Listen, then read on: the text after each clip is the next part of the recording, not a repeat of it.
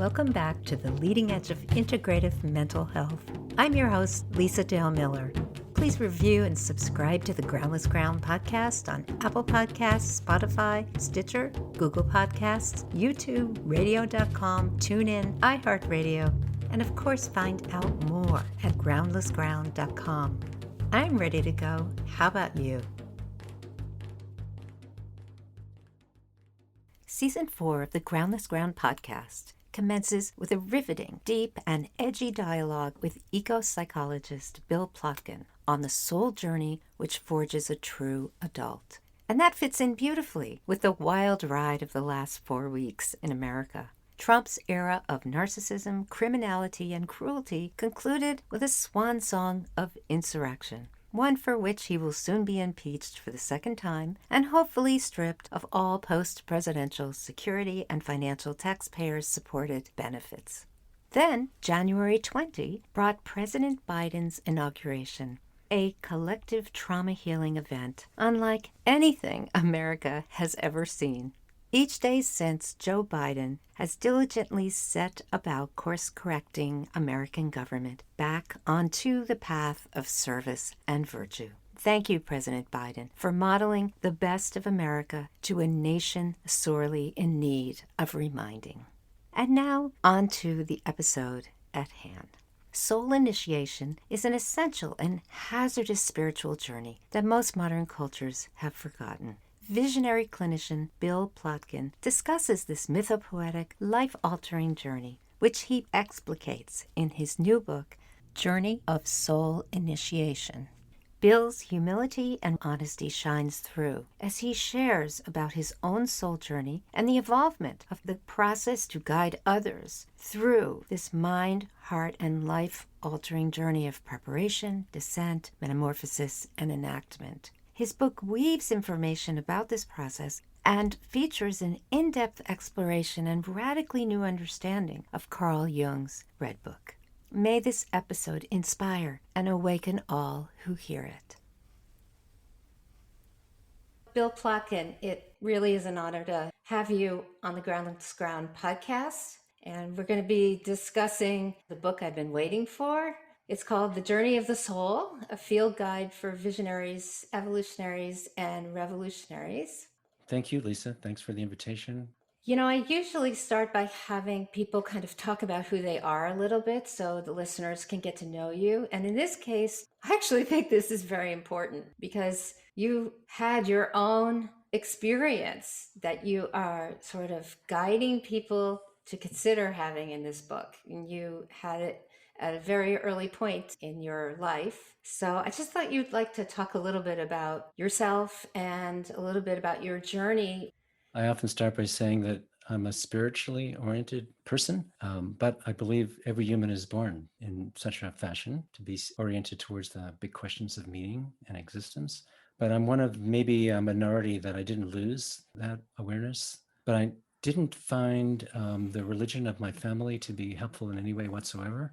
Judaism, at least the way I was exposed to it, didn't even touch any of the questions I had about life and about the world and about being human. By the time I got to college, I started exploring other spiritualities that were available on and off campus. This was in the late 60s, early 70s, so they tended to be Eastern-oriented spiritualities, Buddhism, both Zen and Tibetan, a few different kinds of yoga and Sufism and other things. And also the spiritual catalyst of entheogens, or at the time we called them psychedelics, which really shifted my consciousness as it did quite a few people at that time and before and after. But there was something about my deepest questions about life that weren't getting answered by anything. It was in my mid-20s, I became aware of the work of Stephen Foster and Meredith Little of the School of Lost Borders in California. And they were very busy since the 70s, I guess, in the work of reintroducing the pan-cultural vision fast to the Western world.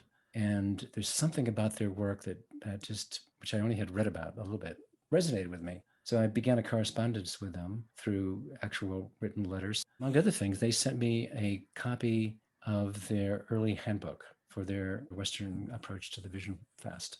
I took that with me. And when I took myself out into the mountains for 5 days and fasted for 4 days and nights with the guidance of Stephen and Meredith through their handbook, and had what I later ended up calling my first soul encounter. At the time, I didn't know what it was. I didn't even know what I was expecting. And I've written about that soul encounter in a couple of my books, including the most recent one. And I could tell the whole story, but just to get us rolling here, beginning of this podcast, let me just say that on the fourth day of my fast, I had an interaction with a spruce tree and a butterfly, and the butterfly ended up flying towards me, actually brushed the left side of my face with her wings. And as she went by, I heard her say in English, "Cocoon Weaver," which was in the first few seconds, it was just kind of mildly interesting to me because there was so many other things going on in that alpine meadow at tree line, 11,500 feet in the Colorado mountains. But my life had been changed and it would never be the same. And I didn't experience what I was told primarily as information. It was more like some catalyst had just been dropped at the core of my psyche. And I could feel myself, my psyche starting to change. And it has continued to do so from that moment. Hope that's helpful as an initial introduction. It did exactly what I hoped it would do. I want to read a quote, and this is almost at the end of your book. Uh-huh. I think that your story illustrates why, for you, the most important question facing us is what would it look like if we really loved this world, our more than human world, as fully as we're able, both individually and collectively? Mm. And that story is such an expression of this connection that you're pointing to throughout the book of our essential place in this world as a species, and how that place actually has a kind of origin spirituality that it seems as though modern humans have lost connection with. Well, yeah, I agree. I take this radical position. I'm kind of putting the word radical in quotes this time. Every human is born to have a unique love affair with the world. That makes us not any different at all from everything else in the world. Everything is born from this world to enter this world and to take a unique place, to play a particular role in this world. And we're drawn into that role because we love this world. We were made for this world, this more than human world, this greater earth community. So I've come to believe that our deepest individual identity is wrapped up in or informed by the particular place or niche that we were born to take in this world. I ended up defining soul. Ended up defining so many keywords in a different way because my training early in religion and in Western psychology just ended up feeling like, no, this is missing the mark. I struggled with this word soul for a long time because we have these two spiritual words in our life, spirit or God and soul. Earlier in my life, I couldn't find anybody who made a clear distinction between even those two things. Eventually, in my 30s, I found James Hillman had written, The Yeah. Depth Psychologist, wrote a really interesting chapter on the difference between soul and spirit. Typically, in the Western world, soul is defined in religious terms, like as Yeah. a metaphysical object that maybe leaves the body when you die. And that may or may not be true, but it never was of particular interest to me. And as a psychologist, of course, I know that soul is often defined psychologically and often defined spiritually. But finally, it dawned on me, maybe just 20 years ago, I was going to have any success at defining it in a way that resonated, that I'd have to admit to myself as a psychologist that soul is not a psychological term, it's an ecological term. And that's why we've had such a hard time with it in psychology. Most psychologists, including depth psychologists, won't even define the word soul. So for me, it's very simple. The soul of a thing, soul of anything, is its unique ecological niche, Yes. the individual place it was born to take in this world. And when we discover that and are changed by that discovery as humans, we end up falling in love with the world in a way that we could never have imagined earlier, to a depth that we didn't know was even possible. And the rest of our life becomes a dance of this particular love affair. And if it's true that there are so few contemporary humans who are exposed to, or even are psychologically prepared for the journey of soul initiation, then that means there's not many humans who are loving the world in the way they were designed to love the world, to the greatest depths that they're designed to do so. And when you have a culture or a society where the majority of people never fall into that love affair, then you end up with a world with the kinds of crises we have today. In the book, you describe or you define ecological niche. You say it's a distinctive role that any species plays in sustaining and enhancing life on the planet. Because you define it that way and because you're using the word love, there's so much to deconstruct here.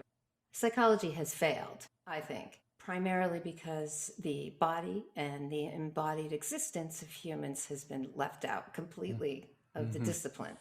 I feel as though you're pointing at is the best effort I've ever seen to integrate and bring back the embodied existence that human beings live moment to moment every single day, but pretty much don't pay attention to because we're so mind centered, we're so conceptual. This is just the way we orient ourselves.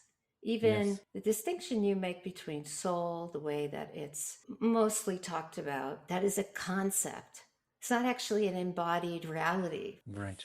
When you talk about love, I feel I know what you're talking about. It's an act of service, this kind of Mm-hmm. love. Yes. We are going to go to the difference between ego and soul. We'll go Mm-hmm. there, I Okay. promise. But right now, the ego orientation around love for most people is ownership, owning something. You love the thing, you own the thing. This is our orientation, which I feel is counter, at least in some way opposite to the kind of love that you're actually talking about when you step into knowing your ecological niche, connecting, not conceiving of, but really connecting in an embodied way with how you fit in. You know, I don't know if I've been asked yet recently on a podcast to speak about love, and Well, you've said the word love several times now I in have. terms of loving the world. One thing I mean is that it's a relationship to the world that brings us most alive. In that aliveness, we could say it has two streams or dimensions. One is that it's what motivates anyone to serve the world in the deepest way they can, as you have mentioned yourself there, Lisa. And also, it provides me my greatest fulfillment and joy in life because fulfillment and service are really two sides of the same coin, we could say. When I'm saying yes and when I'm capable, I'm ready to say yes, and I've had the experiences that enable me to say yes to my love affair with the world, then I'm serving the world as deeply as I can and experiencing my greatest fulfillment. It's the kind of service to the world that not only offers my piece of sustaining life, but it actually allows me to do my little part in enhancing life. That's something I believe is true for everything, every life form on this planet, that it's meant to enhance life in its unique kind of way. There's some unique, I guess you would say, there's some particular aspects of humanity that make us different. I mean, everything has its unique place. One thing that makes us different, as far as we know, from every other species is we have this particular mode of consciousness in which we are aware that we're aware, or that we know, or conscious self awareness, which is to say, we have egos. And I don't use the word ego in the way it's often used in spiritual circles to mean a part of us that gets in the way of everything and we got to get rid of. The ego is something that makes us human. We can't be human without it. So again, I just mean conscious self-awareness. My understanding of the problem with egos is not that we have egos, but that we have immature egos. And part of the goal of psychological and spiritual development is maturing and deepening our egos. Well, that may be true, but you might agree with me that the methodology around that maturing is not very mature. I do. I've been a psychologist for over 40 years, and often remind myself, Lisa, you probably do this too, that psychology is relatively young, about 120 years or so at the most. And it came out of medicine back in the late 19th century, early 20th century. Psychologists used a medical model, or at least came out of that, which is something like problems in living are due to some kind of diseases, some kinds of syndromes, some kinds of pathology. We need to attend to symptoms and eliminate those problems. For me, that whole approach is just set us out the door in the wrong direction. Not that there haven't been some brilliant psychotherapists and approaches developed, but I think most all of them are missing something, which is that maybe The primary reason we have difficulties in living include such things as we haven't developed our innate human wholeness as much as we need to. We don't have the resources to Yeah. address difficulties, challenges that everybody have in living. If that's true, then the primary thing psychotherapists ought to be doing is helping people develop their resources so that they can address their challenges in living and not being so symptom oriented. And another reason, of course, we have such challenges in living is because our contemporary cultures have decayed so deeply, so completely, or thoroughly in many ways, psychologically and socially and spiritually. We all have additional difficulties because we're living in unhealthy communities. And we don't have the inner resources that we would have developed and cultivated if we had grown up in healthy communities. I can backtrack and use an example you gave to illustrate missing the mark that I think Western psychology makes. So you go on a vision fast and you have an authentically connected experience with a butterfly. And because your species system is set up to communicate with other species through voice and thought, the butterfly communicates, and the way you receive the communication is the butterfly speaks words to you. Mm-hmm. I imagine that you and I would take that factually and it wouldn't seem so odd. On the other hand, our profession would take an experience like that and do probably one of two things. Well, you'd fasted for a few days, so you were having some kind of delusory states, and you shouldn't put any stock in that.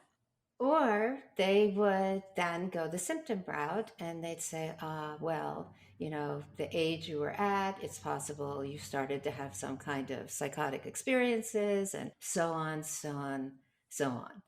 I just think it's important as we're doing this to kind of keep pointing at how the unhealthiness that we're talking about in our culture really has been helped along by the way the medical model and the psychological model sort of views humans, their capacities, and our experience in such I a agree. limited way, don't you think? I do agree that in contemporary terms, we'd say that it's our experience that every human has what might be called a mystical relationship with the world. Now, even saying that reveals some of the Yeah, pathology of contemporary culture that we'd have to call it mystical. Because in a healthy yeah. culture, it would be called that's just what the world is. That we have this relationship that with the world in which everything is related to us, everything is kin, everything speaks, everything breathes, everything is alive. And this is what we find in, as far as I can tell from my reading, in all intact indigenous cultures. I'll remind our readers, probably most people know this too, that every single one of us listening to this and every single human ever born comes from a culture that was indigenous at one time. So we all come from people who didn't have to be taught that everything was alive. It was our experience from the beginning. I believe every human child, including contemporary Western children, have that natural instinct to treat everything as alive and everything speaks. And one of the fundamental faculties that we have as humans is our imagination. It might be our single most important capacity or faculty. And in the contemporary world, it is the most suppressed of our capacities for knowing the world. Even when it comes to verbal communication between humans, you can't really understand anybody without an enlivened imagination because just the words, just the sounds we're making with our vocal cords, they only will relay so much meaning that we need our emotional capacity to feel in the presence of another human and our interaction with them, and we need our imagination to help us understand what they're saying or what they're doing. So imagination is an essential part of human communication, and maybe one of the main reasons we end up with so much trouble communicating with each other is because our imagination is undercultivated because of the cultures we grew up in and the educational systems and the religious systems and so on. With an enlivened imagination, we're able to understand the behavior and the communications of other than humans. We need that imagination, our enlivened, deep imagination to do that. And our psyches, of course, do all kinds of things for us without our ego being involved in any way whatsoever, like the dreams we have every night. The Mm-hmm. ego doesn't create that. Well, isn't that interesting? I wonder where there's something in our psyches that has this immense intelligence. This is just one example. One of the things our psyches do for us once our imagination is enlivened or cultivated is that when we're in the presence of other than humans, our imaginations will, you might say, translate for us. So you could say it's the muse, our inner muse, that will translate what others are saying. We need our inner muse to even translate what other humans are saying much of the time. So a spruce tree or a butterfly, as in my case, in my first soul encounter, were speaking to me, and my muse was translating for me. And after 4 days of fasting, nothing unusual about that. But for a lot of people who have become what I call ecologically awakened, it's their everyday experience. We go Mm-hmm. for a walk. We're not making stuff up. It's then the muse and our embodied somatic capacity for feeling will allow us to understand what's going on around us. That's why early in the book, you state vociferously that you feel what we've lost is this journey of soul initiation, which the profound beauty of this book is that this is not your attempt to just put forth another frame and say, well, here it is. This is your full on invitation to dive into the innate capacity of their organism, basically. Here's how to do this. Mm-hmm. Here's a frame. Here's why you'd want to do this. And there's lots of great examples through the book of what this journey of soul initiation looks like. Yeah, well, there's a few things to say about that. The first one is the journey of soul initiation is so lost from contemporary culture. It is so off our maps. It's so far off our maps that most people who are first exposed to these ideas, they either have a response of, I have no idea what you're talking about, Bill, or, and it's actually more common, oh, I know exactly what you're talking about. And almost in every case, they're wrong. That's one way our human minds work, is that when there's something new being presented to us, it's like our mind, our strategic mind, immediately goes out and tries to, like a filing system, and asks ourselves, well, I wonder what version of the things I already know of this is. And it isn't. So, for example, because we're talking here to many whom are psychologists, it's essential to say at this point that the journey of soul initiation is not therapy. It is not a new form of therapy. It's not an old form of therapy. It's not a way of healing anything. And I'm not against healing or therapy. I'm a psychologist. But this is something different. And I know a lot of the listeners are going to resist that. If it helps us psychologically, it's a form of therapy. And I'd say, no, this is something different. In fact, let me sharpen the point here, Lisa. The journey of soul initiation is counter therapeutic. Will Right. undermine a person's adaptation to their social world and their vocational world. It'll pull the rug out from underneath them.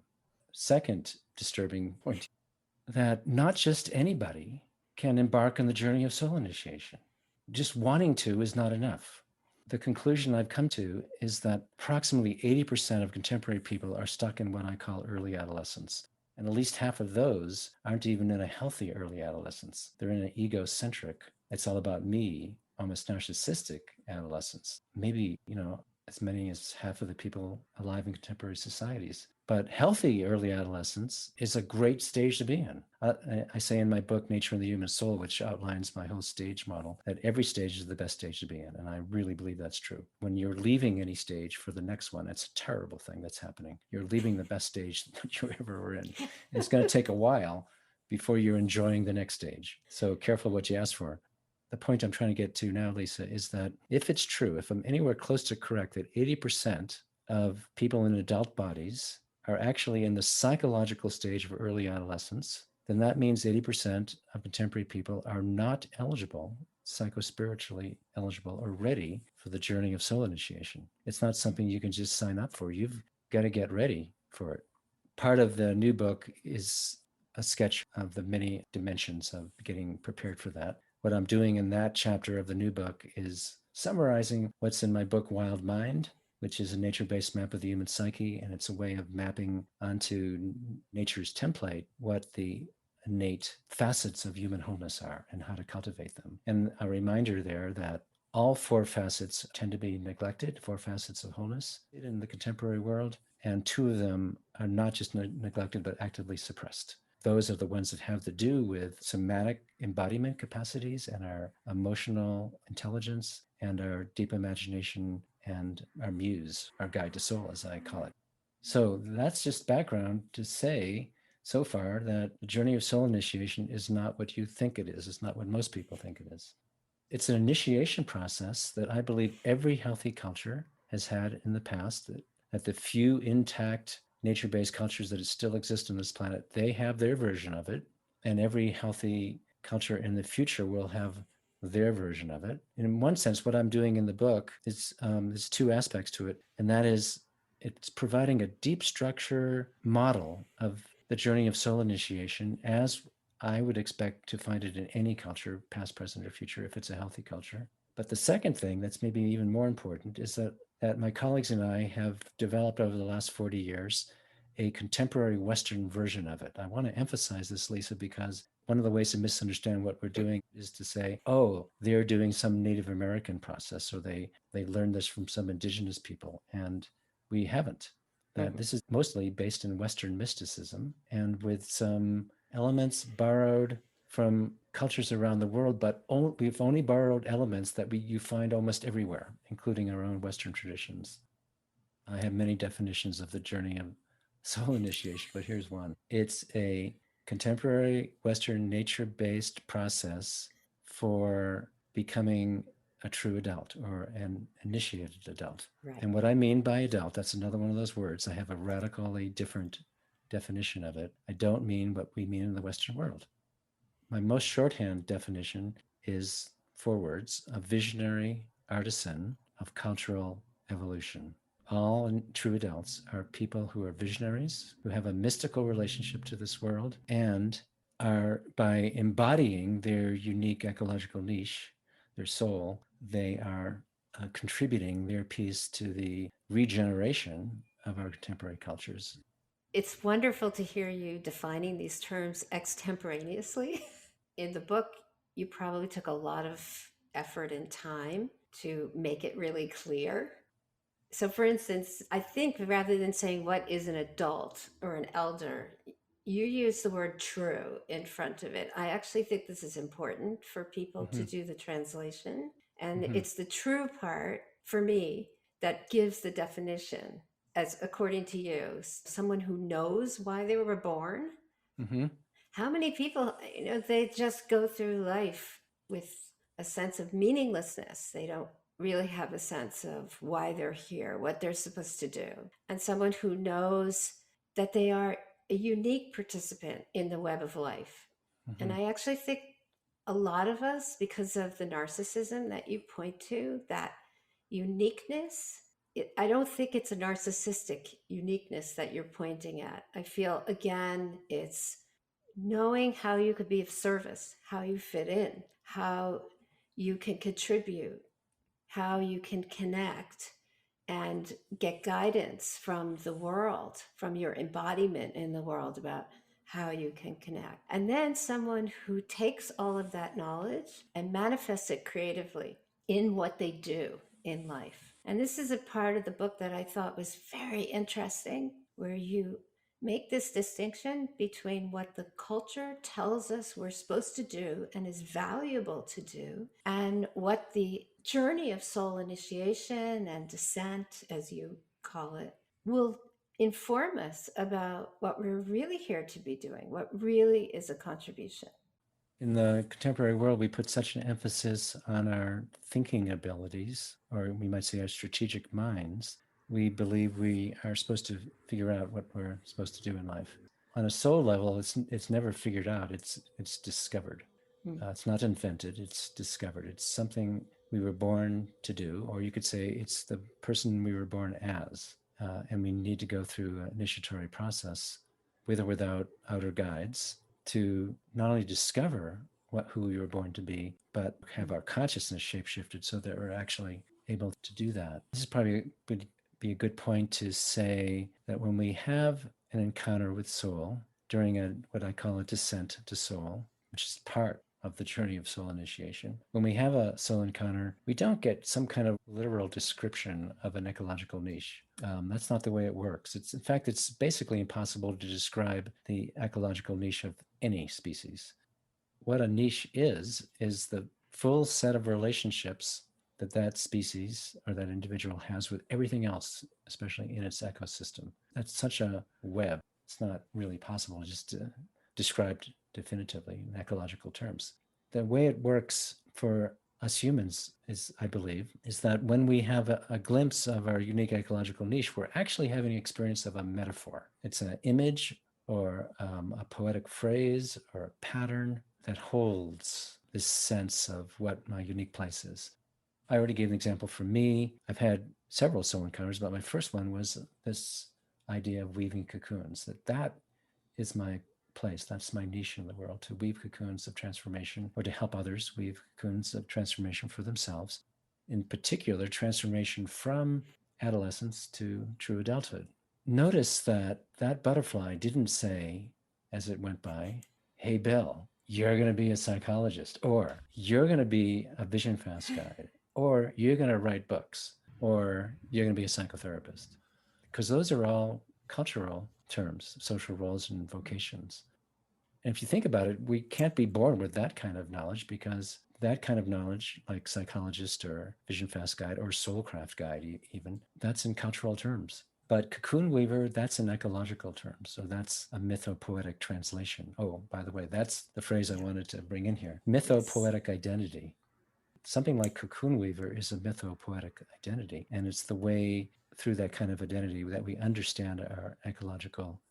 I want to contrast that with the way we tend to think of purpose and meaning in the contemporary world, which is an early adolescent understanding of purpose and meaning. That's not a criticism. That's not a put down. In the psychological stage of early adolescence that begins after puberty, and who knows if it ever ends for any given person. But in that stage, we have this psychological task of creating consciously a persona, a social presence that's at least somewhat different than the world system or the value system our parents brought us up in. But we're creating our own drama. We're determining what kind of roles do I want in the drama of my life and which persons am I going to assign to which of those roles. This is creating a social presence. And the task in my model of human development, the task of early adolescence is to create such a social presence that's both authentic and socially acceptable to your peer group.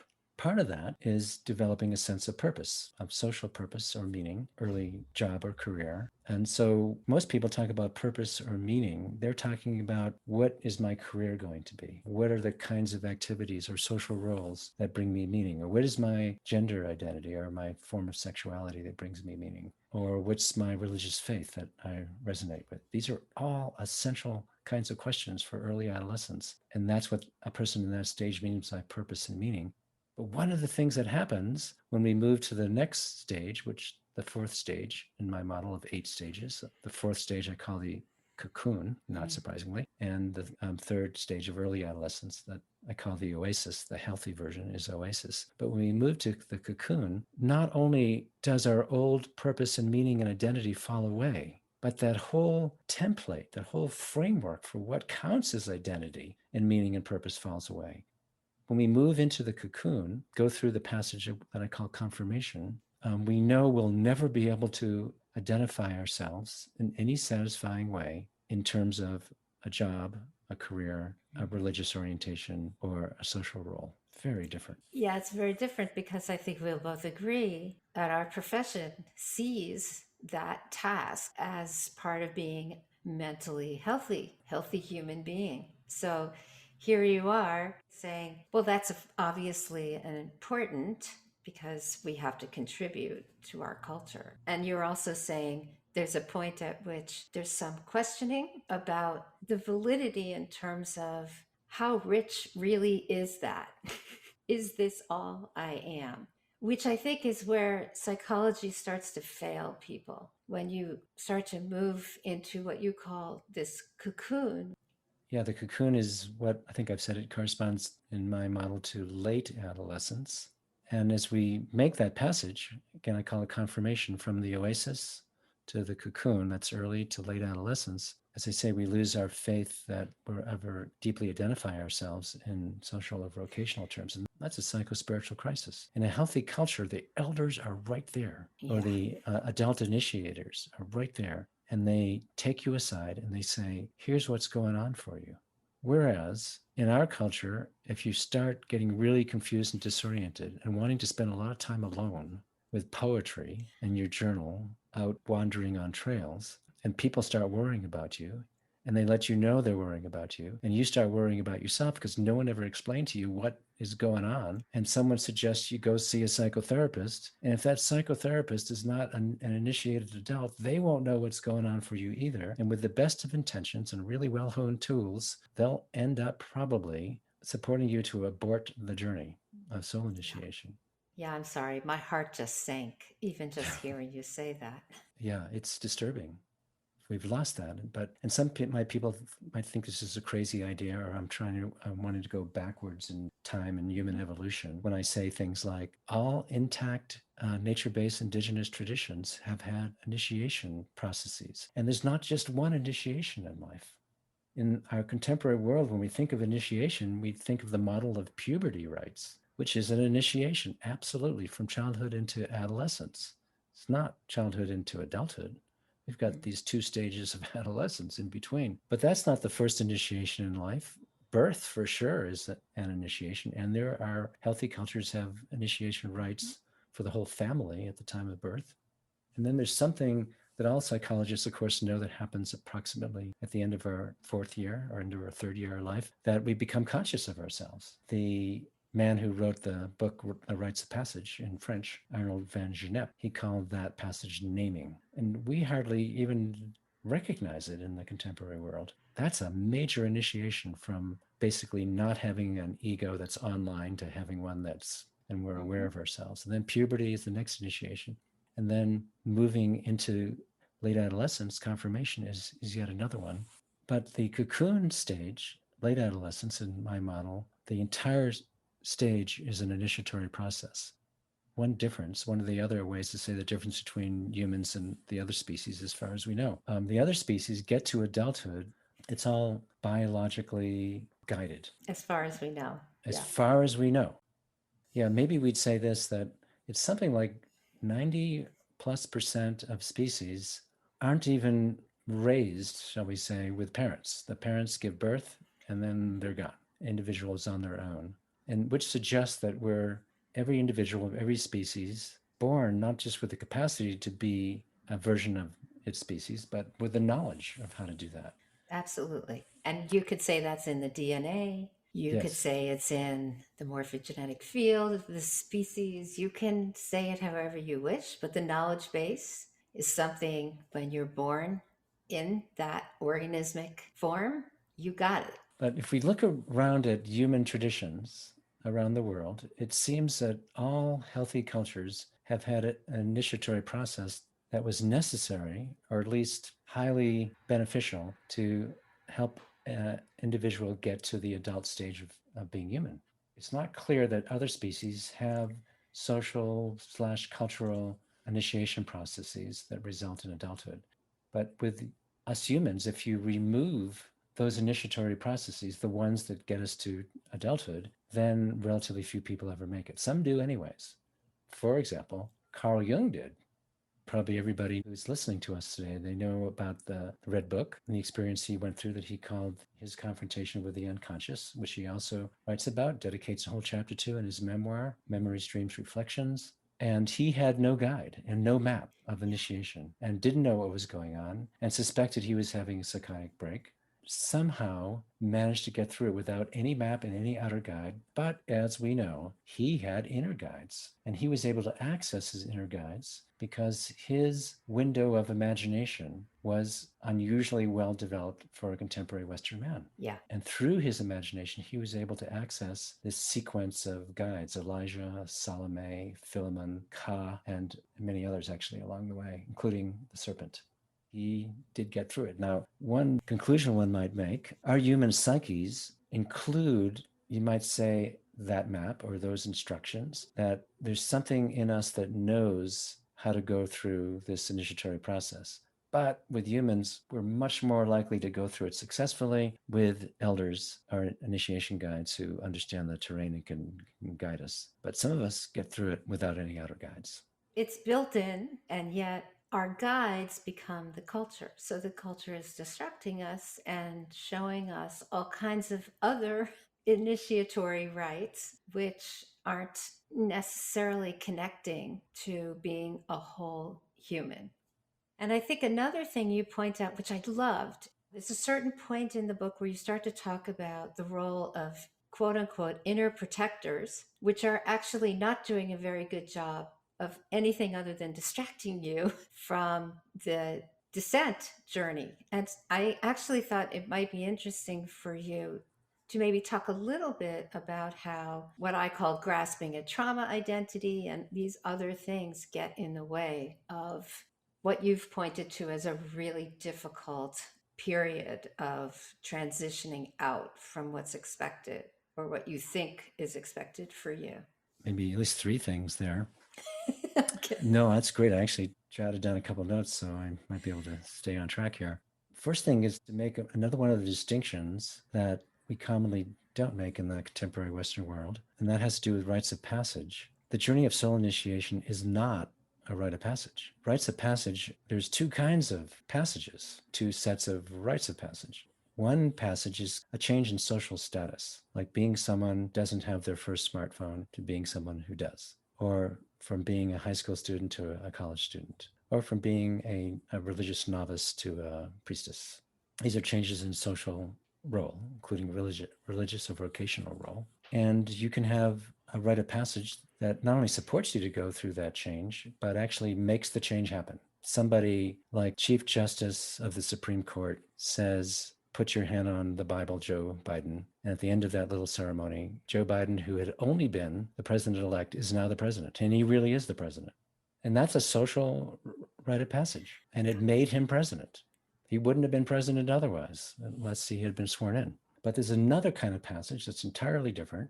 And those are passages from one stage of life to the next, like from childhood to early adolescence. That passage is called puberty. And if you have a ceremony to support you in that passage, it would be called a rite of passage and have a particular name depending on the cultural context. Oh, here's the thing about those rites of passage. They don't create the passage. The rite of passage doesn't make you an adolescent. That you've already gone through the passage of from child to adolescence is largely biologically supported, but it's also psychosocially supported. But you didn't decide to become an adolescent. The way I like to say it is that mystery says you're ready to go into this new psychosocial stage of adolescence. It's not just a matter of physical puberty, those somatic sexual changes, that some people go through that psychosocial change of puberty as early as age 10, some not until 16 or so. But when it happens, it's not because you or your elders or your parents or anyone else decided. You can have a rite of passage, but it won't make you an adolescent unless you've already shifted. These kinds of rites of passage do is they ceremonially mark the fact that a passage has already happened, and they provide guidance for the individual because essentially the elders are saying your center of psychospiritual gravity is moving from childhood now to early adolescence. It's a very, very different consciousness, and it's a very different world. The rite of passage is to support you in understanding what's going on for you and to begin to help you adjust to this new stage of life. In addition, the rite of passage is telling the whole community someone in our midst is going through this big change. They're going to need some help. And also, by the way, you now want to treat them in a manner appropriate to their new stage and not the old stage in order to support them in this shift. So again, just to underline it, the social passages or the vocational change in status is brought about by the rite of passage. But when it comes to changing stages of life, the rite of passage does not bring it about. So in the contemporary men's movement, for example, it's believed that you can go through a certain rite of passage on a weekend in the woods with drums, and you will be an adolescent beforehand and you'll be a man afterwards. And by the way, I think the programs that are doing those kind of things are It's doing wonderful. beautiful Yes. work, and they're helping men become more whole. It's really the cultivation of wholeness and the creation of community in a context, among other things, where men can actually talk about their feelings and be real with each other and so on. It's a therapeutic experience, among other things. So I'm not dissing those weekends in any way whatsoever, but that's not what makes an adult person. What does that, I believe, in any healthy culture is what I call the journey of soul initiation. I didn't make this stuff up. I just used some English language for it and tried to map out the patterns that we find cross culturally for this particular initiatory process. It's not a rite of passage, it's a process of initiation. It's not a passage from one stage of life to another, but it's the multi-year long process of initiation that happens within a stage of life, which is the one I call the cocoon. And then, Lisa, you asked about inner protectors. That's one of the phrases I use. Another one is subpersonalities. For those parts of our psyches that they develop in childhood independently of the ego to protect us from getting any more hurt physically or psychologically than we would have been otherwise. They're generally suspicious of any kind of major changes. So if we're going through this confirmation passage, if we're starting to move from the oasis to the cocoon, they will try to keep that from happening because they know it's going to really upset the apple cart of our lives in every way. And they'll try to keep it from happening. The kind of person who can resist that protection, that inner protection, that attempt at inner protection, is one who's developed a fair amount of their wholeness and is one who has succeeded at the tasks of early adolescence, which is to say they've discovered their personality level authenticity and a way to be authentic in their peer group. But even once we get into the cocoon, in the contemporary world, we often need additional help in cultivating our wholeness before we're actually ready for the descent. Otherwise, Yes. we'll get derailed by our inner protectors or our outer protectors and therapists. And therapists, yes. And I've never seen anybody point to the attachment to trauma identity Mm-hmm. that patients have and that particularly trauma therapists actually have, because Mm. that's the only thing they know how to work with. They just keep emphasizing that the trauma identity is who you really are. Even though, if I said that to a trauma therapist, of which I am one, honestly, they would probably laugh at me and say, well, I'm not saying that at all. Something no one ever does in trauma therapy is make that leap for people. Well, this isn't really who you are. These are the protective mechanisms that were created. And it's a fallacy, it's a false sense of what the world actually is, which is Mm-hmm. dangerous, which, honestly, if you look at it from wholeness, the world is not dangerous. The world is your home, literally. We probably agree, Lisa, but I would say the world is actually dangerous in just the right kinds of ways and sometimes in unfortunate ways. And safety is overemphasized in the contemporary world. The descent to soul, which again is that core experience that happens at least once during the journey of soul initiation, and by the way, can happen again afterwards. And the descent to soul itself generally taking at least a few weeks and often many months or over a year. Okay, so the descent to soul is dangerous. But Yeah. not in the way the protectors imagine danger. Oh, That's the thing. totally. Yeah. Completely different. The things I've learned about trauma that make most sense to me, it seems to be that as Western therapists, we have learned so much about trauma. It's amazing. But one of the people I've read on trauma is the Canadian physician Gabor Mate. Much of what he says resonates really strongly with me. But the one I want to mention here is he makes this distinction, I believe other trauma therapists do too, that trauma is not the thing that happened to us in the past. It's not the overwhelming experience, that terribly devastating, catastrophic, emotionally difficult experiences that happened in the past. Mate says that the trauma is actually what we do inside ourselves, almost always unconsciously, to protect ourselves from the full onslaught of that experience in the past. Right. The terms I use to speak of what we do inside ourselves, which among other things results in our emotional and somatic numbing to protect ourselves from horrible experiences in the past, that's the work of what I call our inner protectors or our subpersonalities. And the primary subpersonality when it comes to protecting ourselves from trauma are escapists, which include our addicts. They want to protect the ego from the full experience of what actually happened. And it's the right thing to do because we don't have the resources yet. And if we're in that trauma identity, as you call it, which I just say, if we're hijacked by a subpersonality, inner protector, if we're consciously identified with our escapist, then we'll never be able to assimilate that traumatic experience that happened sometime in the past. And until we do, we won't be healed. But as therapists, if we're working with someone who's hijacked by their escapist, they're in that trauma identity, any attempt to have that person revisit the traumatic experience in the past will be re traumatizing. So we first have to help the person cultivate their wholeness and get into that centered place. And I call it the self, capital S, not quite the same thing that Jung meant, but similar. And once a person is centered in their wholeness, in their self, then they can revisit those experiences and not only assimilate and heal from it, but quite possibly discover something that will support their journey of soul initiation. It actually can become a contributor to their further individuation. Well, of course, because that process is a descent to go beyond trauma identity, the expectations of it, the view of it. It's not nearly what you're describing as a descent to soul, obviously, but it is a similar process. Even the structure, your 5 phases, is very similar. This Mm, preparation and then the dissolution of it, and then the encounter with who you really are, and then this shifting, the transformation of, wow, there's this other thing I really am, mm-hmm, and then the enactment of who you really are in the world. I mm, mean, honestly, when I was reading the 5 phases of the descent to soul, I thought, wow, no wonder this is so important for that preparatory phase before you can even think about going on a soul journey, to actually do that work of unwinding the attachment, the grasping at who you think you are, which is not who mm-hmm. you actually are. If you're someone, Yeah. particularly someone who had lots of forms of early childhood, either developmental or environmental trauma. Wow, Lisa, that's fascinating. I hadn't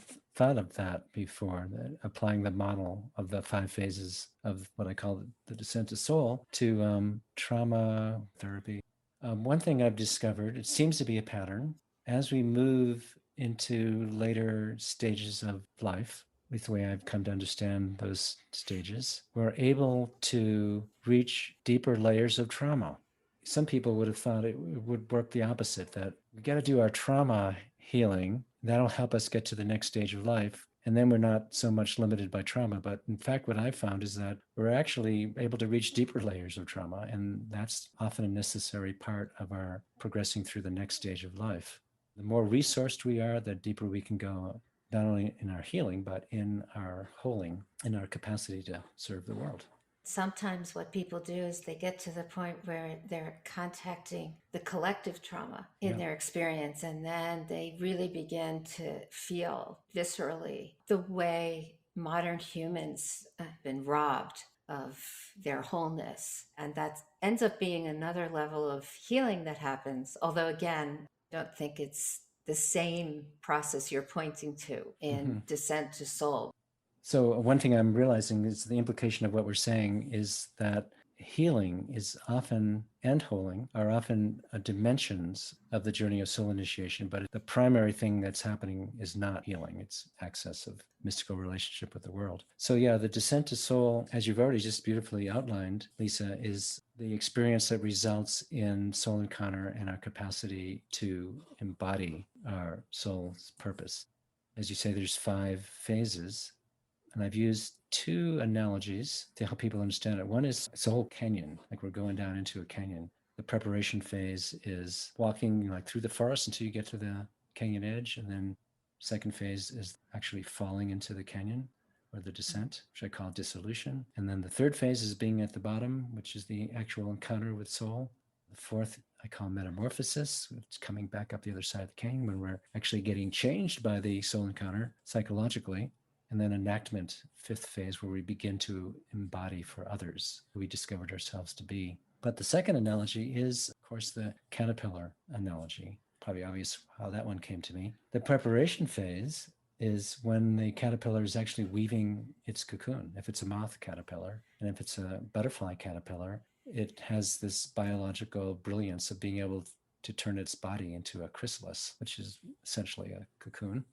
For us humans, preparation is a matter of, in my understanding, of cultivating our four facets of wholeness, doing whatever healing work we can with our inner protectors, and addressing any developmental needs from earlier stages. But then once the caterpillar is in the cocoon or chrysalis, then its body dissolves into caterpillar soup. It just literally dissolves. For the human, what that corresponds to is our identity, our Yes. psychosocial, vocational identity dissolving. And that's terrifying for people, even when they do know what's going on, and when they don't, that much more so. So, as guides, we have all kinds of practices and frameworks to help people understand what's happening, not only keep from aborting that process, but actually amplifying it and intensifying it. The third phase, soul encounter for the caterpillar, that's after its body has liquefied, and there are these cells that have been in the caterpillar body all along. Biologists call imaginal cells, and those cells, the caterpillar's immune system has always been suppressing them. Just like in us humans, our inner protectors keeping our deep imagination from going too far towards our soul. But in that third phase, for the caterpillar, the imaginal cells wake up. They're not being resisted so much anymore. You might say they have the image of butterfly or a moth body of flight. And for us humans, that soul encounter phase corresponds to that revelation or that vision. In my case, it was weaving cocoons. For Carl Jung, it had to do with recognizing he had a special relationship with the dead. One of his tasks in life was to help his fellow humans be in relationship to the dead slash the unconscious in a way they weren't being as much as they needed to be. Then the fourth phase, in some ways, that's the most important phase. We often say that at Animus because we didn't realize that that phase even existed for a long time. We had thought in the early days that when you have a soul encounter like Coon Weaver, that's primarily information. You got the message, you hang up the phone, you go home and you start weaving cocoons. And it doesn't work. And if you try to do that, we discovered by seeing people almost self destruct, you could end up in a really bad place and be in a suicidal place. And I have one of the stories in my book is of a woman who tried to manifest her vision too soon. And so we tell people now, consider it's going to be several months, if not years, of being in the metamorphosis phase. And what's happening there is the vision is actually shapeshifting your ego. And that Yeah. takes some time. You're being shapeshifted from an adolescent ego where you're an agent for yourself to an adult ego where you're an agent for the world or for mystery or for soul. And that takes some time. And we've been developing practices that help people go through metamorphosis. And what's happening for the caterpillar is the imaginal cells are creating a butterfly or a moth out of the recyclable materials of a former caterpillar. We're doing something similar, but it's not a change in our body so much. And then when the butterfly or moth body is formed well enough, the cocoon breaks open or the adult now breaks out of the cocoon, but it doesn't just fly. It needs to hang around for a while just outside the cocoon and pump fluid through its wings to fill out the wing structure and then flap its wings for quite a while. That's literally the metaphor of stretching our wings. And only after a while can it actually fly. And then the adult butterfly or moth work of pollination and procreation. Yes. So, for humans in the fifth phase, enactment, we need to start doing our best to embody who we discovered we are, even though we don't have a delivery system. We don't have a cultivated method for doing it. We just wing it. And that helps the metamorphosis go deeper. And then once we move into early adulthood, that's go through the passage of soul initiation, then one of our tasks is to identify at least one delivery system for our soul work.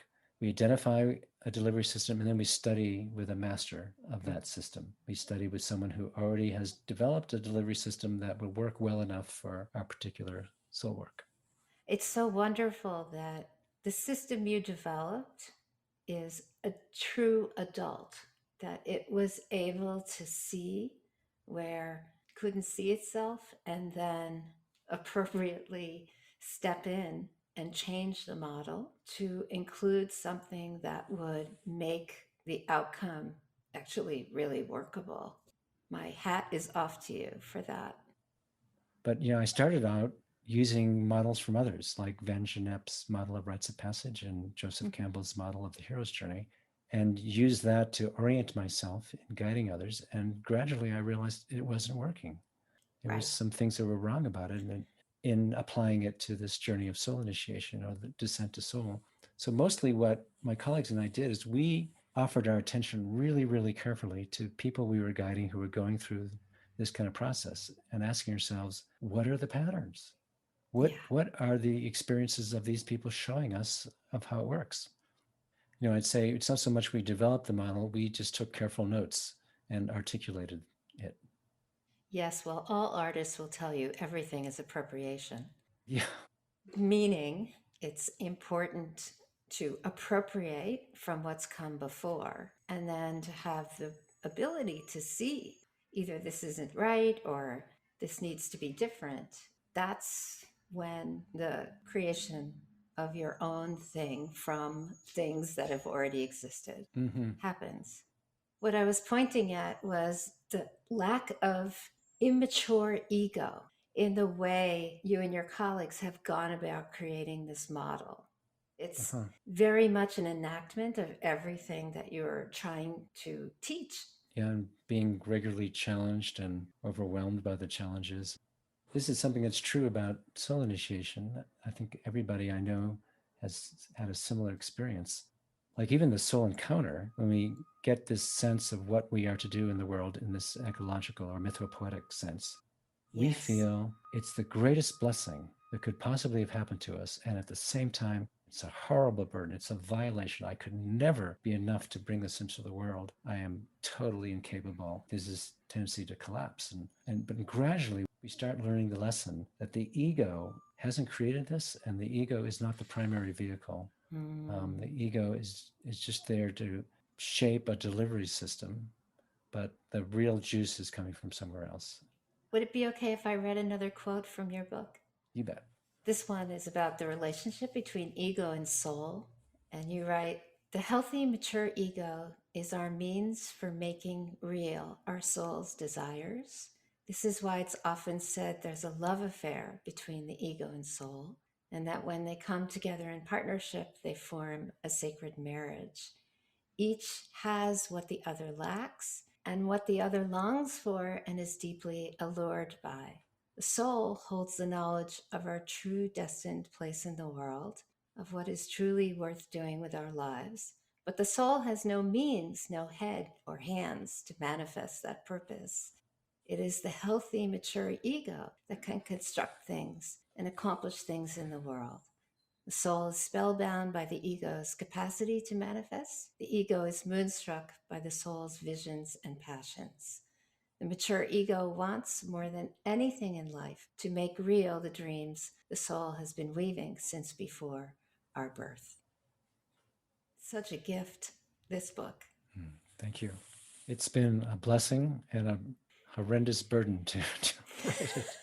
Well, I But think trailblazers often have that experience. yeah, and we're all, I believe, designed and born to be trailblazers of our own sort. When you get enough trailblazers, again, I call them visionary artisans of cultural evolution, in the same community, working together and supporting each other and competing in a really healthy, supportive way with each other and coming up with new delivery systems while they work together. That's, for me, how a healthy culture grows organically through the interactions of true adults and elders in relationship to all the other species and forms and forces of the earth community. I know this is going to be a terrible question, and you don't have to answer it.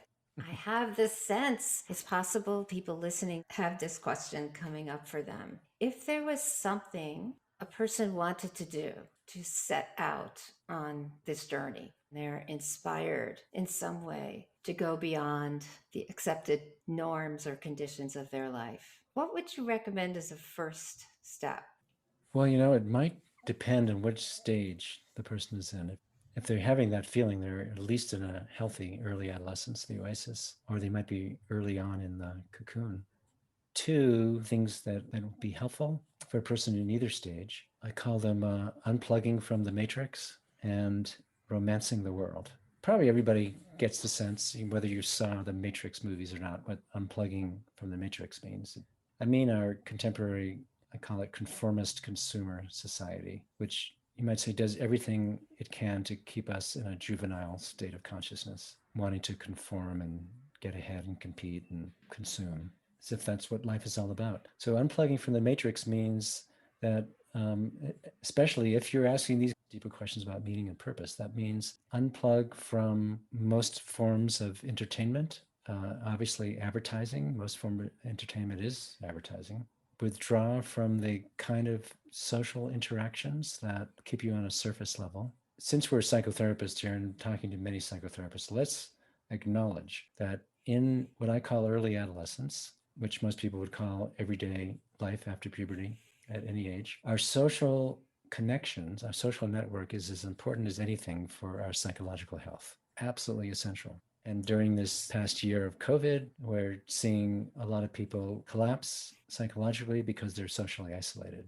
Social isolation is a bad thing, an unhealthy thing for people in early adolescence and childhood. But once you're in the cocoon, it's a necessary thing to some degree to, as I call it, unplug from the matrix. That social isolation then supports your development at that point, where earlier it would have been devastating.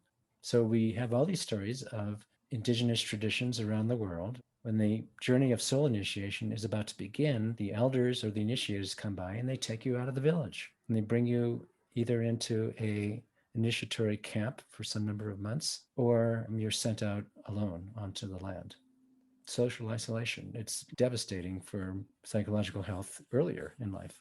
If you're not sure you're in the cocoon and not in a well-developed cocoon, then you don't want to socially isolate. But if you are ready for the descent, then withdrawing from everyday social interactions, you wouldn't be going to parties every night, post-COVID at least. And the other half of it is we at Animus call romancing the world, which is to be out in the other than human world as much as possible.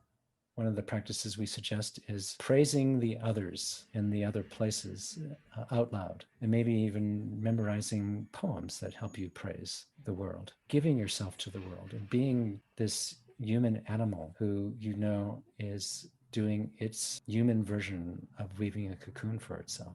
When you feel like you're ready for the descent, unplug from the matrix, romance the world. And unplug from the matrix doesn't mean, if you're a parent of children, doesn't mean abandon your children. It doesn't mean leaving your job if you need to earn a living in order to support yourself and others. But it means if you have to still be in the everyday world, you'd want to be of it as little as possible. Is there anything we haven't talked about that you want to make sure we do since we're coming to the end of our time together? The one thing I always try to remember to say is that even though the kind of process I'm describing may seem unfamiliar to you, namely the journey of soul initiation, and in particular, the descent to soul, it's not necessarily as difficult as it might seem. When it comes to the realm of spirituality, it might be a relatively easy thing. Like you can get through this process of the journey of soul initiation in 3-5 years, maybe even less, especially if you have guidance. I basically wanted to encourage people that it doesn't have to become your whole life 24 hours a day, but with some guidance and focus, things can relatively rapidly. The second piece of encouragement is to say that I'm absolutely convinced that each of us are born with the capacity to go through this and are meant to go through this kind of journey. We have our inner guides as well as outer ones. We have what we call the intrapsychic structures to support us through this. That the path is already there, and it's been, by the way, outlined in myths and cultures all over the world. I don't have the same reading as Joseph Campbell does on those myths, but that kind of support, that mythic support, is there within us and in the world. So if people want to get in touch with you or the Animus Valley organization, how do they do that? www.animus.org. Animus is the Spanish word for souls. It's ANIMAS. Well, I so appreciate you taking the time to share your wisdom with us today. I really Thank you, appreciate Lisa. it. My pleasure. Thanks for the invitation and the conversation.